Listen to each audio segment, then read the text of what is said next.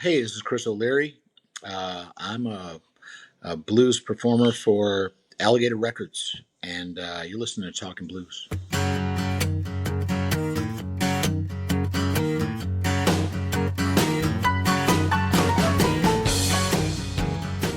So, what part of the country am I speaking to you from? I'm in Virginia Beach. Uh, Is that where you um, reside? that's where I live now, yeah. I've lived here for probably the past 4 years or so. Can I ask why Virginia Beach? Yeah, my wife. Ah, good Um, reason. we knew each other way back. She was in high school, and I was in the Marine Corps, and I dated her best friend, so I've known her for a long time. And it's a world strange, you know. So we just reconnected, and so I love the move. I got sick of living in New York, to tell you the truth. I got sick of the winters. I could, I just had it between when I left New York. I was in the desert, and I was in Camp Lejeune in North Carolina, and then I moved to New Orleans, and I had lost my I had lost my taste for cold weather, and then moving back here, I found that I was no longer a fan at all, at all. So yeah, so I moved down here. Uh, both, we sort of have like a Brady Bunch thing. Both families mixed, and it's been great. It's been fantastic. What's the music scene like in Virginia Beach? It's slow. Um, I meet my guys. I usually drive to New York. I got to go there a lot anyhow. I have custody of my son, and my son's mom lives in Virginia, or sorry, in New York. So I go to Virginia to New York all the time. So I meet the rest of the guys in the band usually in New York, and we head out from there wherever we head out. But here in Virginia Beach, the as far as for roots music, it unfortunately it's slow. There's not a lot of gigs to be had. But that's not a consideration as far as you're concerned. No, no, I'll travel. Have band, will travel. Let's go back and talk about how music came into your life. Sure. I grew up in a musical household, Irish American household. Music was playing all the time. Whether it was anything from opera to to Springsteen to blues to polka on Sundays, you name it, it was played in our house. So I, did the band thing through high school and stuff, and very early on, I due to my father, I got an appreciation for American roots music. More specifically, my father, I was in my room listening to Kiss, you know, and my dad walked in and said, you know, turn that shit off. Basically, he was not a man to be trifled with. He still's not. And so he's like, here, and he threw a record on my bed, and I put it on. He was like, give it a chance, and I did. And I was like, Dad, what is this? And he's like, just give it a chance. And I heard James Cotton, and I was done. That was it. The record was Muddy Waters Hard Again, and I don't know what my dad saw in me that he figured I would have a connection with this record, but I did. It to this day it's where I go to for inspiration. Cotton's playing on that. What do you think it was about Cotton that drew you in? I'd never heard an instrument played that directly and that brutally before. He's directly from his heart, his soul, his balls, directly onto tape. And to this day, you know, there's not a lot of nuance to his playing. It just hit me. I was like, oh, to this day, I'm like, oof, yikes. So do you go out and buy a harmonica the next day? Is that what happens? No, my dad did. My dad got me a. He saw that I was like, and he got me a Marine band in the Kia A. Very shortly thereafter, and I had already started playing guitar and dabbling in the bass a little bit. So it was a natural thing for me, and I'm a Cotton guy. That's That's unapologetically so. That's who I am. I'm a cotton guy. You know, James is the reason I play. So you hear this, your dad gets you a harmonica. How easy is it to now try to be James Cotton? It's not at all, but I kept. I'm as Bruce Iglauer will tell you. I'm nothing if I'm not persistent. Um, I think he told me no like 9 times. I think I went back through my emails and he said no like 9 times. So I just kept at it. I just kept at it. And back then, it's not like I had access to the internet to get lessons from Dennis Grunley. It would have made my life so much easier. Um, it really would have. But I would put the needle back to a spot that I wanted to learn, and that's how it was. I kept plugging away. At what point, I mean, how long does it take you to think, okay, I'm now a decent harmonica player? There was a big there was a big sort of a break in the action there. After high school, I joined the Marine Corps, and there wasn't a lot of music going on there. I was in the infantry.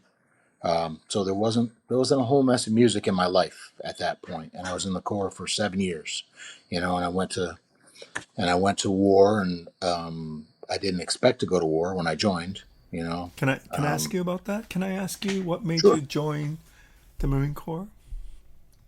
Um, my family's got a sort of like a tradition.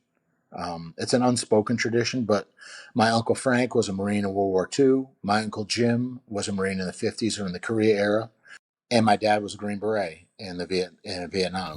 Wow. So it's a uh, it was, and my uncle Bill's a Marine. It was just not a thing that's expected, but when you're a kid, all that imagery, I go into my dad's office and there'd be his jump wings and his pictures of him and his buddies and all that's it's a powerful thing for a kid. That's why it's not in my house. I will do everything in my power to keep my son from joining the Marine Corps. I love the Marine Corps, don't get me wrong, but I don't want to get political, but I don't trust other people with the life of my precious child, you know. Hmm. So, um, so it just seemed like the thing to do. Um, And can I ask you what you would hope to achieve, or what you thought the Marine Corps would give you as a path? I don't think I thought that deeply into it. I was 17. I was looking for a challenge. I was looking to get out of Schenectady, New York. I was just looking to get out, and I was restless, and I, I just You froze. I didn't think I'd end up going to war. I thought I would end up learning how to fight and seeing the world, and I did. You see the world, but you see the world in crisis. You don't. I got a much better appreciation for the what the world actually is once I started playing music and touring with Levon and with my own band. People that aren't at their lowest points in life, you know. The Marine Corps, you see the world, but it's not a world you really want to see, and I I do. I love the Marine Corps. My best friends are Marines, and I, now that I'm on the other side of things, it did a lot to make me who I am. But very easily, it could have gone the other way, and it could have undone me. It could have, like it does so many others, so many kids who, I mean, you're 17, your brain's not even fully developed yet. you know, and I'm making life and death choices. I was a squad leader in combat, not only making life and death choices for me, but for other kids who were roughly the same age. I was I'm glad I made it through, and I'm better person for it, but I don't want that for my son. You were involved in Desert Storm.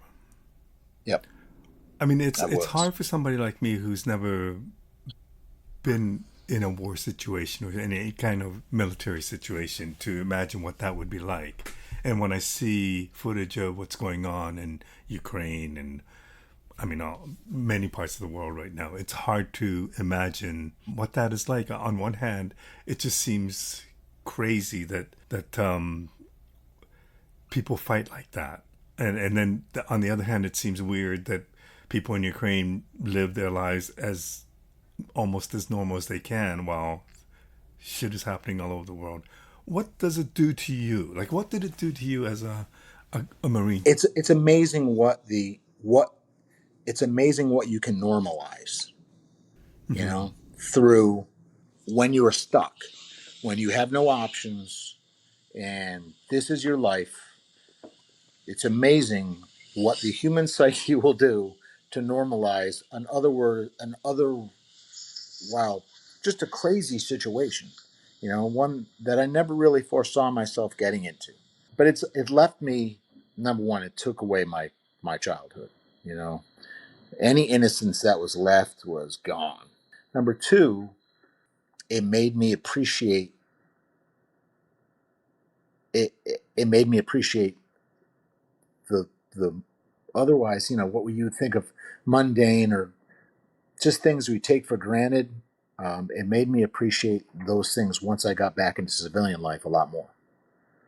Um, And, it did. and Um, sorry, and you said that music didn't really exist during that time. Not really. Okay, so how did music come back to you? I went to college. I got out of the Corps and I went to college. I was going to stay in, but getting shot at is a completely overrated experience. you know, I don't know what this crap in the movie is, but I didn't like it and I didn't want it. So I got out and I went to Marist College in upstate New York, right around Poughkeepsie, New Paltz, Woodstock area, and What did you go for? American history.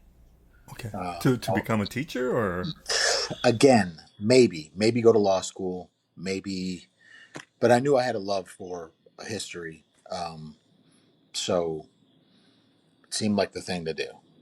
And my father was all for it. As long as I was out of the Corps, he was good. When he got out of the Army, he went back to school. He spent 13 years in, and he got out and went back to school and eventually became a psychologist. So there's a community in Poughkeepsie that had a lot of people that had the same love that I did for blues. Um, and the hub was this place called the Sidetracked on Parker Avenue in a rundown area of town. And I started going down there on Sundays, and I met a bunch of people with the same love, the same music, and I got a band together, and that's when I immersed myself in post-war Chicago 50s, early 60s blues.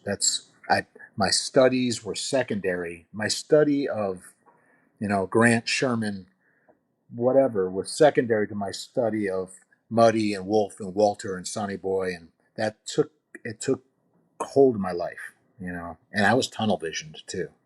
I mean, during that point in my life, if it wasn't 49 through 61 Chicago, I didn't listen to it.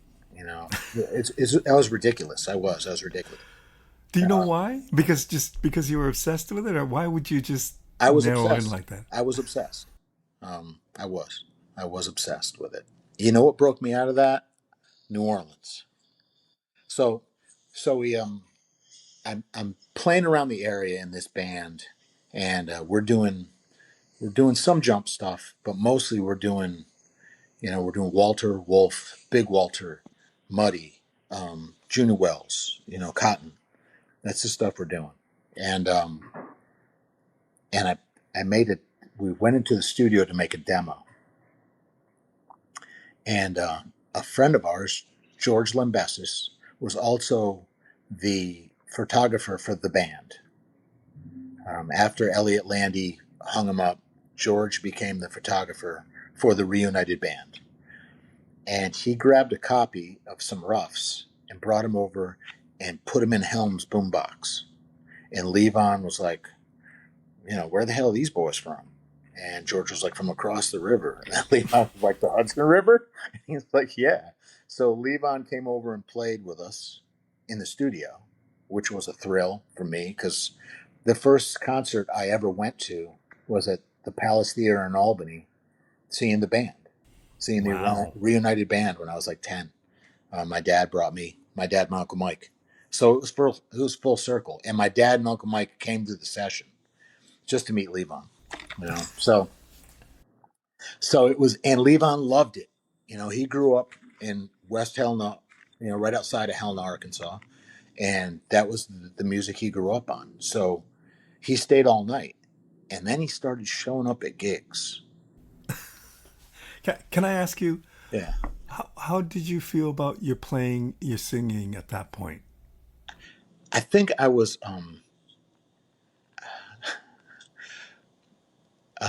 When I listen back now, I cringe. I'm like, oh no, no, no. But then I was like, I was pretty high on myself. Uh, but now I'm like, dude, dial it back. What are you doing? Um, But I wonder when Levon shows interest in you. I mean, that's got to help your little ego, oh, right? it did. And it must make you feel like you're It did. good. It absolutely did. Um, um, and it didn't hurt matters that we were schooled in the music that he grew up on. You know, when we played a Sonny Boy song, we tried to play it right. Or whatever. Um, so then things got crazy. We were playing this place in Hopewell Junction, a Mexican restaurant one night, and I get a phone call, and it's Butch Denner, who is Levon's manager, and he said, "I need you boys to come down to the barn tomorrow at 1 o'clock sharp. Things are about to get crazy." So we went down, and Levon was there, and his daughter Amy was there, and Sandy, his wife, was there. And he was like, "Boys, I need you to be the house band at my club on Decatur Street in New Orleans. I need you. We're going to play 5 nights a week. I'm going to be your drummer. We're going to play 5 nights a week, and we're going to back up traveling acts in town. And you guys got to move to New Orleans." So I had just bought a house. I just bought a house with my soon-to-be wife slash ex-wife, and I had to tell her, what are you going to do? Say no, I'm not going. A Rock and Roll Hall of Famer asks you to go to New Orleans. You go. So I went, and it was a mind life changing experience. In Um, what way? the biggest way was I on every street corner, even when we flew in the airport, you could see people playing within the tradition, but different instrumentation, different arrangements, different feels, different everything, but still maintain respect for the tradition of traditional American blues music, but just at an entire different level and a different approach. And that approach blew my mind. It was like it finally broke me out of that tunnel vision I had. And if if there's anything about New Orleans, it's eclectic, Hmm. and I fell in love with that city the first day. The first day, just the funk of it, the just everything about it, the people, the food, the music, the culture, the history. I love that city. To this, we toured down in Texas. We stopped in New Orleans. It was my first time back in years. I couldn't believe how clean it was. Number one, like Right. like the French Quarter didn't smell like vomit anymore. I don't know what they do. I don't know, but it was I was amazed, but still New Orleans. We went down and saw George Porter, and New Orleans is New Orleans, you know. So yeah, that's what blew my mind about that place. And on top of that, I got to play with Levon 5 nights a week, you know. Plus special guests. Yeah. So The number one special guest. I was in the Meyer the Hatter one day, and I knew I was going to be playing with Cotton that night. It was my first time meeting him. I knew he was Wow. going to be, and him and Levon had been friends for years, you know.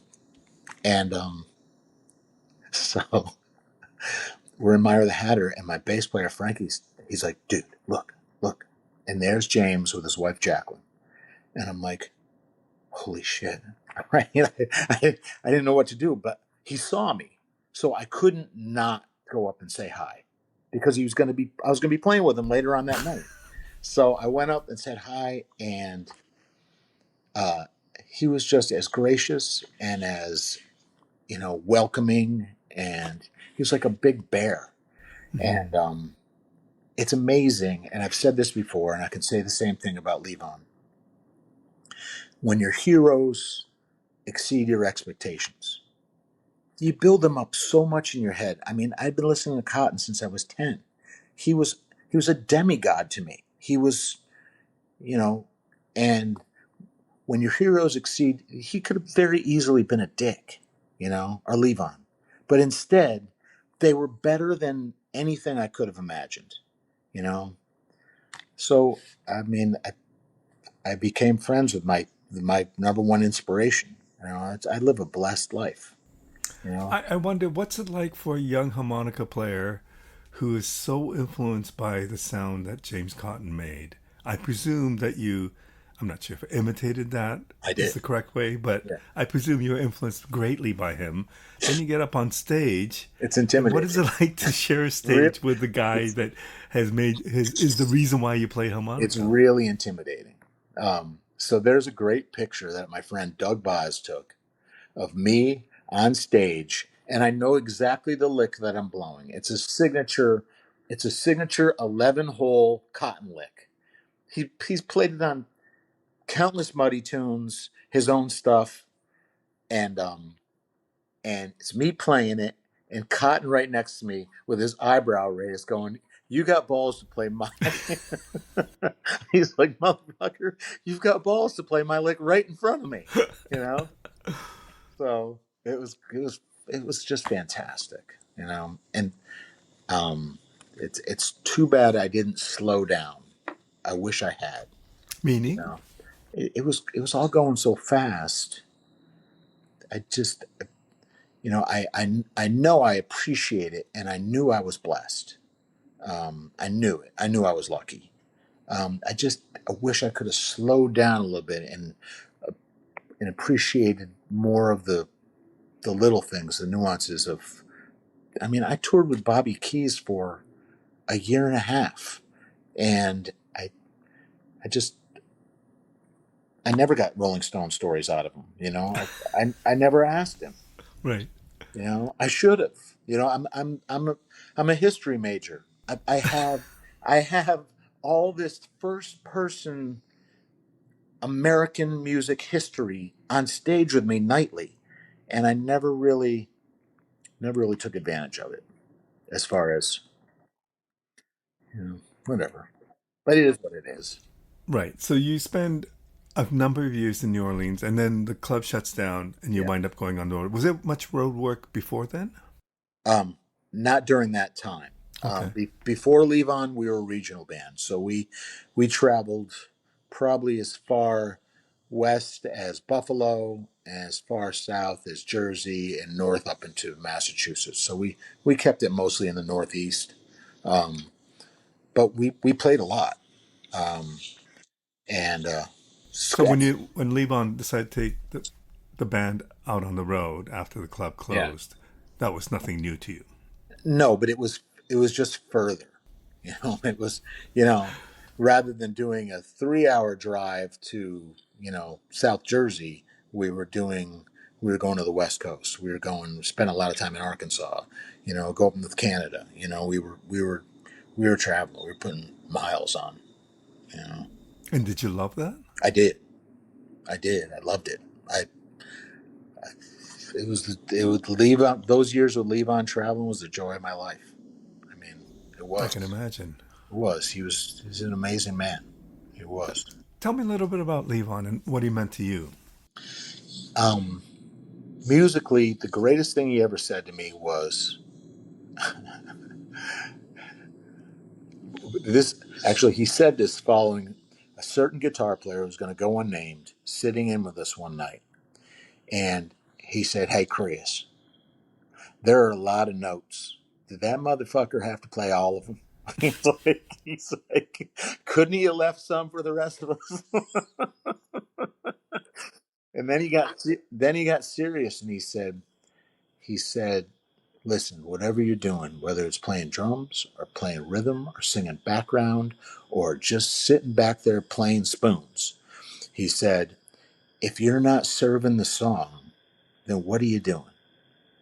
You know, if you're up there just if you and that it plays over in my head at the most opportune moments. Like when I'm up on stage and I'm in my like 30-second bar of some self-indulgent masturbatory harmonica solo, I hear him. I hear him. I Isn't it hear too him in late my by head. that point, though? He's like, wrap it up, So I do. I just musically, that was his greatest gift to me was the importance of the song. You know, find your role in it and do that. You know, if you do it, you're not only moving the narrative of the song forward, but you're supporting your teammates on stage. You know, personally, uh, it was just a wild ride. It was crazy. I look back at it now. Then I just took it as it came. You know, Right. I was rolling with the punches. Now I look back at it and it was crazy. It was just craziness. It's unpredictable. I never knew what was going to happen next. Were Um, you writing at all at that point? I was, and we did a few of my originals. They were okay. You know, it, it, writing has been a thing that I've worked on a lot. Who's been a really big help to me is Bruce Iglauer. Um, my songwriting has become much more concise. Um, he was like, Chris, your last record, the average length of the song was over 6 minutes. He's like, there's 3 songs over there over 7. I sent him a song once, and he wrote me back. He said, unless your name is Bob Dylan or Leonard or Leonard Cohen, I shouldn't need a roadmap to figure out what the hell you're talking about. And he's right. He's right. He was right. So he's like, a song doesn't need 5 verses and 2 choruses and 3 solos to be effective. There's something to be said for brevity. Find out what you're going to say it, get in, get out. Make it radio friendly. Nothing wrong with that. And that has helped me. Has helped me reduce the fluff. Um, Before that, your relationship with Alligator, you go on the road, and at one point or another, you have problems singing. yeah, Tell me about that, and because I can't imagine, I presume that you probably consider yourself more of a singer than a harmonica I player. do. Yep. I So, consider myself now I consider myself more of a songwriter than anything. Um, okay. but yeah, I do. I consider myself more of a singer. Um, So what does that do when you hear the doctor say you gotta stop singing? it it What? ended my life. I mean, I was with Levon and I lost that gig. Um, we had just finished a run going down to Florida. We were out probably for 3 weeks, and it was a hard run. There was a lot of dates, and I was getting hoarseness big time. So I went back up to New York after the run, and I went to an ENT, and he said, you got to stop singing, and you got to stop singing now while you can, or we're looking at surgery. He's like, right now they're still soft. I got scoped, and he was like, they're still soft, and they might go away on their own with strict vocal rest. Do And you have any background in vocal exercises at that point? no, no, Okay. God, no. I was still drinking whiskey and singing at that point. I was living. I was never been a drug guy. That's never been my thing. But I mean, I like whiskey, and I drank a lot of it back then, and it's not good for. And I sang.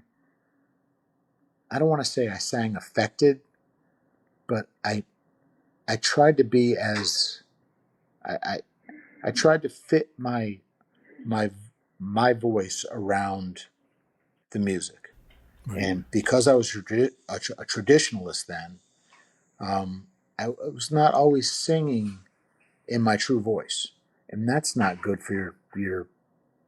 It's it if you're not if you're singing affected, for you to relax and properly sing, it's nearly impossible. You know, um, so no, I wasn't employing good vocal technique at all. I was doing And it. do they tell you this is it? You can't sing anymore, or do they say rest and maybe you can sing again? And Yes, he said you're going to need at least 6 months. Just I don't want you singing. I don't want you talking. I don't want you doing anything. Um, and 6 months, when you're married with a stepson and a mortgage, 6 months turns into 7 years pretty quick. I became a cop. I mean, the Marine Corps left me with few options as to what to do for a living, and being a police officer was one of them. When you learn how to, you know, fire a variety of weapons and jump out of planes, and you put that on a job application, and there's only certain things you can do. And I became a federal police officer. so what's a federal police officer versus like a city police officer? So I work. I didn't. Luckily, I didn't have to. I didn't have to, make drug busts or anything like that. I policed mostly sailors. I worked for the Department of Energy, and we worked at at facilities where there was assets that needed to be protected. I'm trying to Right. say this the best way possible, but there are assets that needed to be protected, and there was a full. So we're basically like SPs. We police the sailors, and we police the surrounding areas around the base. Um, Does that role come easy to you because of your background? it did, it did, but Okay. I had moved past that point in my life. That part of me had been put in the rearview mirror. It's not what I was meant to do, and I knew that. I was meant to play music. Um, so after Are you able to play music? Can you play the harmonica with your notes and like? yes, yeah, Okay. and um, I mean, probably like a year or so. I probably could have sang, but at that point, I was already working. So eventually, I was like, I called Bob Margolin and I called Bruce Katz, and I heard they had a label, and I said, Bob, um, if I make a record, can you? And he didn't even let me finish. He's like, yes, we'll put your record out, Chris. We'll definitely put your record out. And you know Bob from the I know Bob past. from the Levon days. Yep. Yeah. He's been my biggest supporter. So put out a record. It was, while I'm a cop, I was balancing two careers. And what I would do is I didn't hunt, I didn't fish, I didn't do anything but play music when I had time off. So um, I would sell all my days off back to people that if they wanted a day off to go fishing or hunting, I would work for them. If you would work for me when I'm going to tour Europe or when I'm going to go to the West Coast. So that's what I did for, let's see, probably about 5, 6 years. I was Can I? Sorry. Can I ask you? sure. At that point, how much experience did you have as a band leader? Because you were on Levon's band. I presume he was the leader, and you were just maybe a side person, Yep. a front person, whatever. Yep. But You weren't the leader. So, did you know what you're doing as a leader of a I band? did, because when I was with Levon, when we didn't have gigs with Levon, we were still working as the El Dorado Kings. We were Oh, still, okay. and I was the singer, I was the front man, so I called the shots. So yeah, so I knew, basically I'd gotten better at it, um, and I and me and Amy used to front the barn burners, so um, I got pretty adept at it there too. Levon Levon was very he would help me, you know. Right. So, did you have an idea at that point with your band what you wanted to accomplish, even though you're working full time? Um, I wanted to push it as far as it would go. You know, I never really thought of Alligator as as a possibility. I looked at the roster, and these guys were road warriors. I was looking at Tommy Castro back then. He was doing over 200 days nights a year. Right. These guys were hitting it. So I was like, and I didn't think I was good enough. Not then, not yet.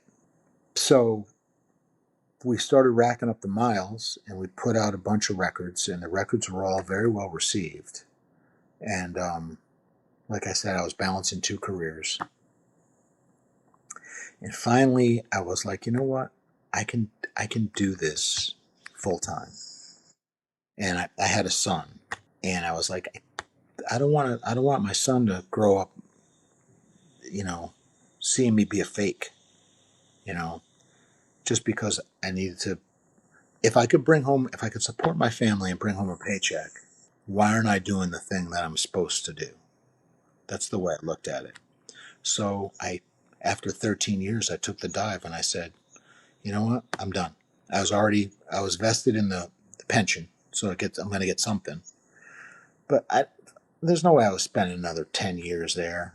I hated that job. It was soul sucking job.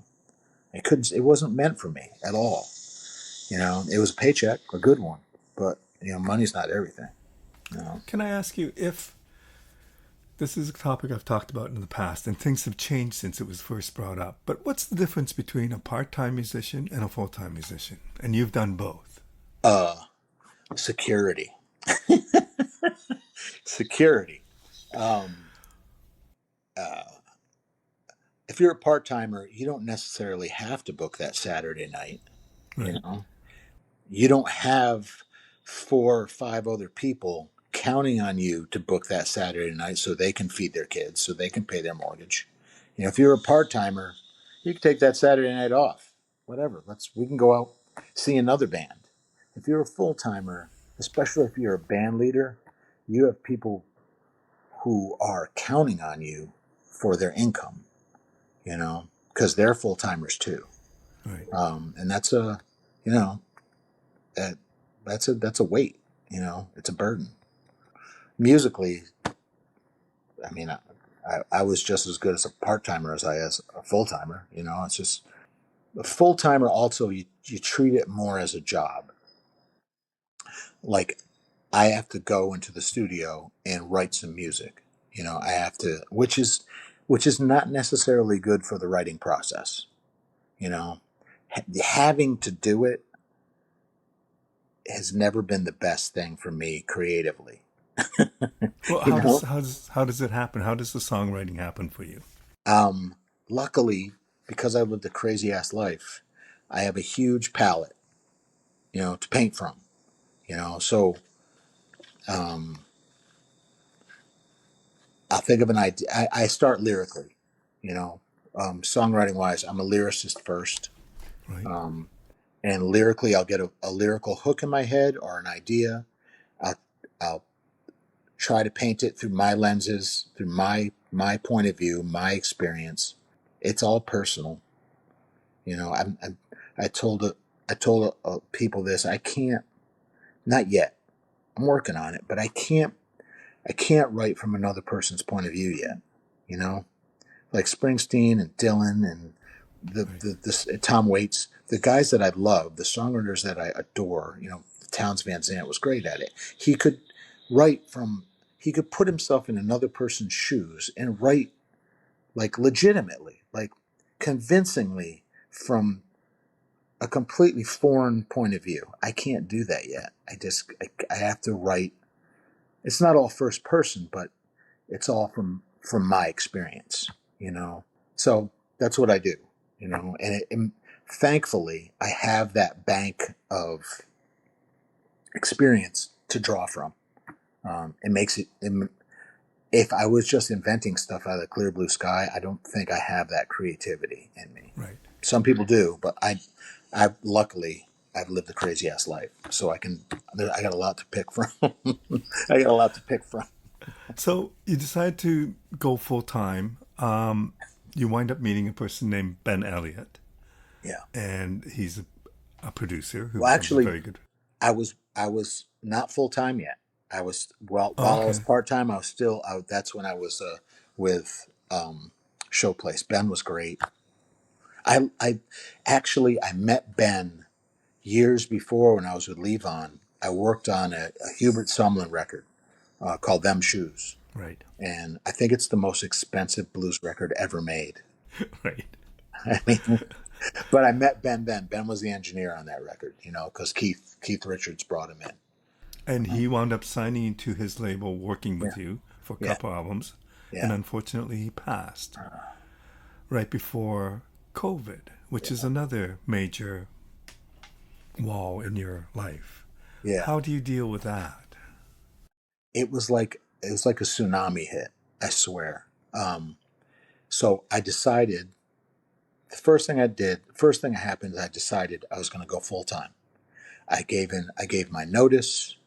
Um, this is what I'm doing, and I'm I'm sticking to it. And once I gave my notice, I had no choice. I mean, Right. I was in. Then COVID hits. How many months later? Like how many weeks Like later? we're talking weeks. We're talking weeks, Okay. and then Ben dies. Um, it was So what like are you thinking at that point? Like, are you thinking, "Oh my I was God, did I thinking. make?" I was thinking I'm fucked. I'm completely fucked. Um, you know, the world stops as far as musicians are concerned. The world Right. stops. So I, uh, I I wrote music. Look, here's before before that happened. We played a place in Chicago called Untitled. It was like a speakeasy, and I'm playing up on stage. It's the first set, and I notice a guy in the audience, and he's wearing a cap, and I'm like, wow, he looks familiar, and I'm like, is that Bruce Iglauer? I swear to God, that's Bruce Iglauer. I'm. This is going through my head as I'm trying to get the set going. And so we finish the set, and up he comes. Hey, Chris, it's Bruce Iglauer from Alligator Records. I'm like, holy shit! So Bruce stayed all night, and we talked for hours. You know, just not about me being on Alligator. Just I mean, all my heroes are on Alligator Records. So we talked about Hound Dog and Sun Seals and Albert Collins and Cotton and Junior Wells and Big Walter. So that started a relationship, and here's here's why the pandemic for me was a bit. I mean, my life was hard for those 2 years. My life was really difficult. I mean, I had a son, a baby boy, and it was difficult. But the good part of it was I I wrote a lot of music, like a ton. I would do it every night. You know, I would put Jackson to bed and I'd write. You know, I had a ton of ideas because creatively I had no outlet. I wasn't playing out. So I just would throw up on the paper every night. And Chris Vitarello is one of my best friends, and he put together a studio at his house. He made his garage into a really nice studio. And so I would start recording these songs and sending them all to Bruce. I bombarded him with songs, like one after another. But finally, he was like, all right, enough. I get it. I get it. All right. Send me. And this was after like 2 years of me bombarding him with songs. But all you're doing at this point is writing songs with Chris. No, I'm writing them on my own, but Oh, okay. I'm recording them at V's place. Okay. You know, and I wasn't gonna about to send a rough demo to Bruce Iglauer. Like, I would make these things and we'd polish them. You know, they would sound like they were ready for a record. And then I'd send it to Bruce. You know, so eventually he said, "You get me 11 songs that I like, and we'll talk about a record." So I did. You know, finally when he said, "Oh, I like that one," on the 11th one, I was like, "That's it. It's number 11." And he was like, "What?" He didn't even. I don't even think he remembered that he said it. I said, "That's number 11. Let's talk about a record." So What did that mean to you in terms of? I mean, I know, obviously you've talked about what Alligator Records symbolizes in terms of the blues and all the different people they've worked with. But to you personally, what did that mean to you to work for that, to work towards that goal of getting signed by Alligator, and what did you hope to get get out of that? getting signed by Alligator was just even more affirming than getting picked up by Levon. I think Levon was more, I was at the right place at the right time playing the right music. I was lucky. I was really lucky. Alligator, it was through pure hard work.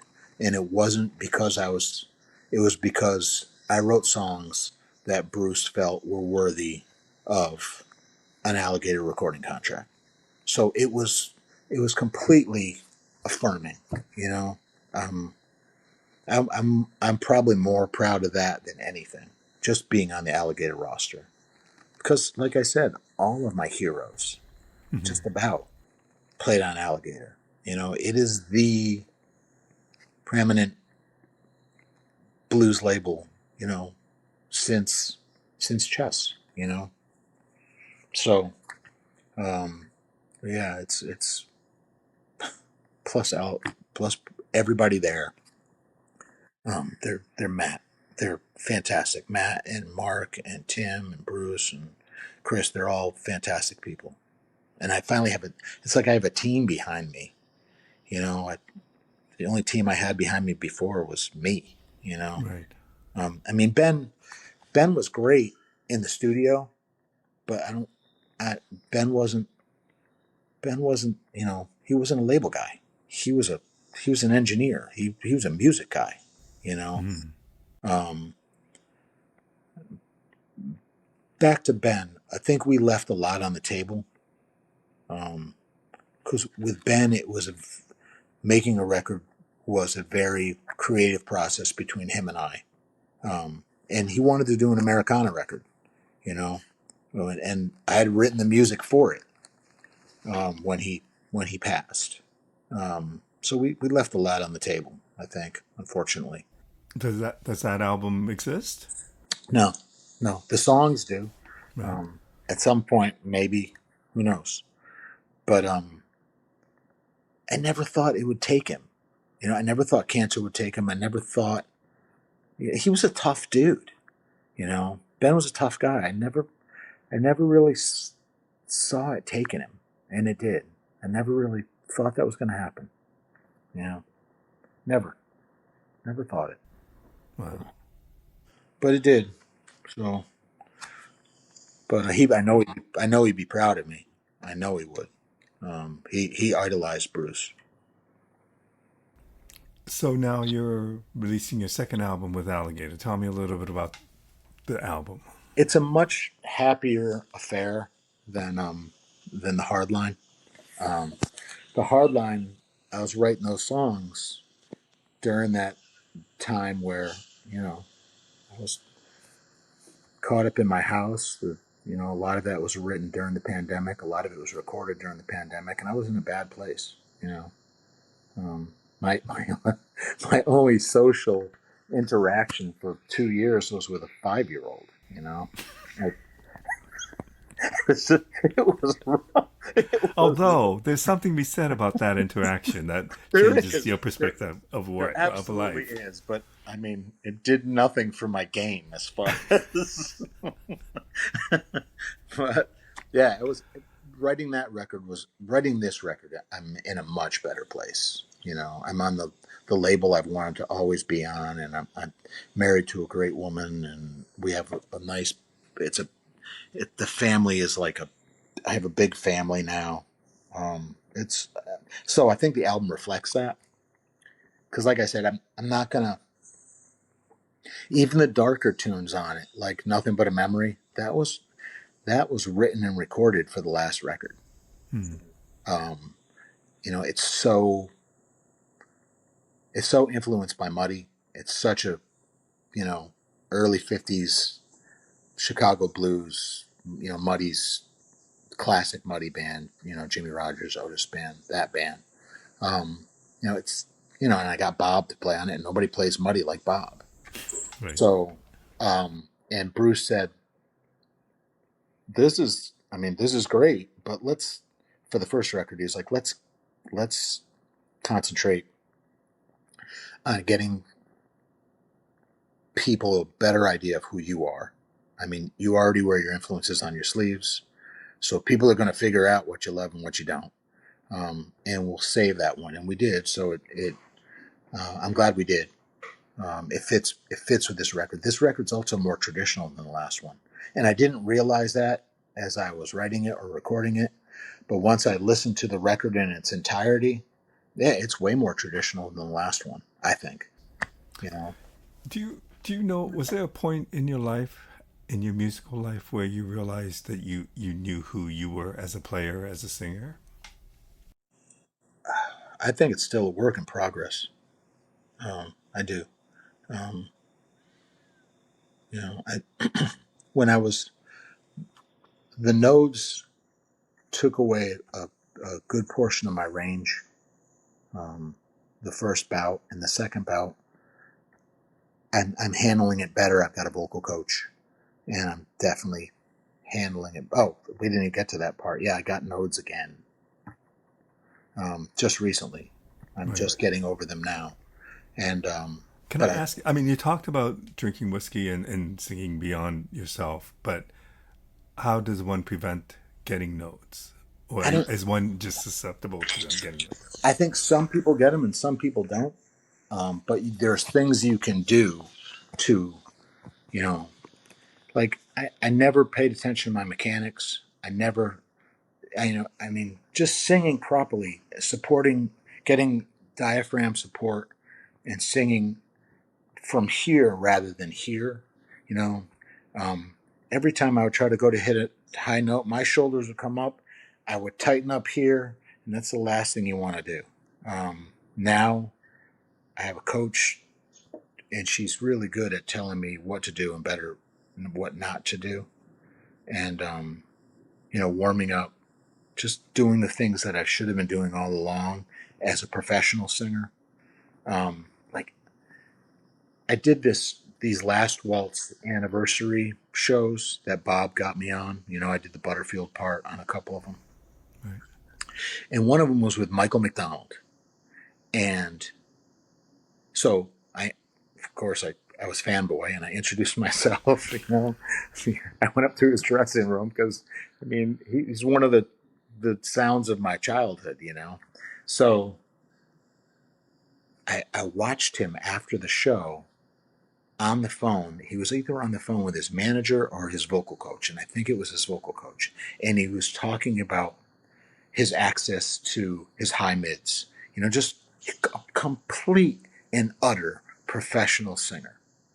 You know, and I was in awe.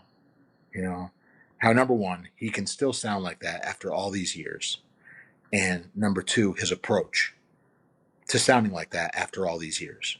So I'm trying to take it more seriously, and hopefully I will. My coach says I'll be able to.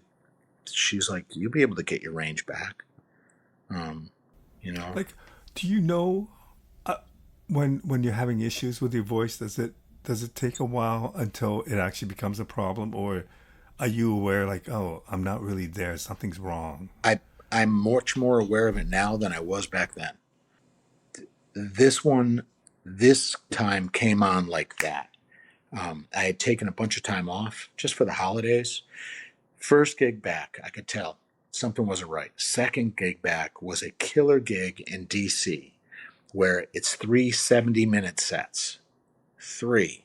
And it starts at 10. It ends at 2:30. And I love the gig because it's crazy. It's a zoo the entire time. But it's very taxing on my vocal cords.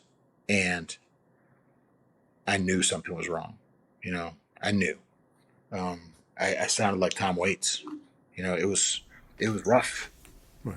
And so sometimes it's like I can hear on this record, on some of the cuts, I can hear the note. I can hear it. I can hear the break in my voice, which wouldn't normally be there on some of the tracks. I can hear it. But as I was going through it, no, I couldn't hear it. I wasn't really paying attention, So unfortunately. you're about to go on the road for a couple months Yeah, in a week or so. It's got to be on your mind, right? it Like how. is. Oh, it So, is. so how do you deal with that? Um, I try to stay relaxed, and I do everything that I can. Like I got I got a nebulizer, which I steam my vocal cords. I make sure they're well hydrated, and I do the things that I'm supposed to do. I don't. I try to get my rest. Which has got to be tough when you're on the road. Oh, it is. It really is. It is. It's not conducive to a healthy voice at No. all. You know, but I don't drink anymore, hardly at all.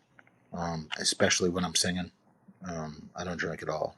I drink water. I hydrate. I'm just trying to like we did a tour a couple weeks ago. It was a 10-day quick one, and I was fine. Um, I was I was in good voice the entire time. I did what I needed to do, and there was some hard gigs in there. DC was in there, and I made it through. So that gives me a little bit of confidence. Um, uh, and I'm spacing out my tours a little bit more. Like I'm giving myself more time off Right. in between, and I'm giving myself some days off during the tour, which financially is hard, but in the long run, um, it'll help. Mm-hmm. Chris, it's a real pleasure meeting you. Let me finish by asking you my final question. Do you have goals at this point? And if so, what are they? I do. Um, there's levels. Um, in any genre of music, but there's definitely levels in the blues, and I want to get to that next one. I want to get to that next level where I'm playing I'm playing more theaters and more festivals and less bars. Not that I don't love the bars, I do, but I want to get to that next level because then it makes coming back to the bars even better. You know, um, I, I I'm shopping for an agency, a booking agency. That's the main component that's missing right now, um, because the show is great. The band I have the best band that I've ever had out on the road. Not only are they great musically, but they're great people. Mm-hmm. Um, so I don't. There's no attitudes. There's no nothing. It's really positive. Everybody's got families. It's good. So I just want to get to that next level. You know, um, I don't need to be up, you know, Buddy Guy level. I'd be happy with a couple levels below that, but just another level up. Just it's not even financial. It's exposure. I'd like to play to big crowds. Financial would help. That would be nice too. But yeah, But I presume being with Alligator has taken you a few levels up too, oh, it right? has. It has. I just don't want that to stop. I want that progression to keep going. And right now, the missing component is my agent just retired, and yeah, it's the missing component's a good agent. So we're going to work on that. Great. Chris, thank you so much for doing this. It was a real Thank you, pleasure sir. meeting you. Pleasure meeting you. Hopefully, I'll see you. Yeah, for sure. All righty, sir. Take care.